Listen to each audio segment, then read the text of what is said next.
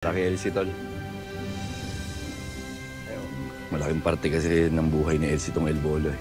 Diyan kami lagi pupunta noon. Kaya namin naisipan na Bokil gawin to baka sakaling maalala ni Elsie mga ginagawa namin noon. Long! Idol! Uy, Isi! Basta! Pormadong-pormado ka, ano meron? Magbabasakali lang sana kami.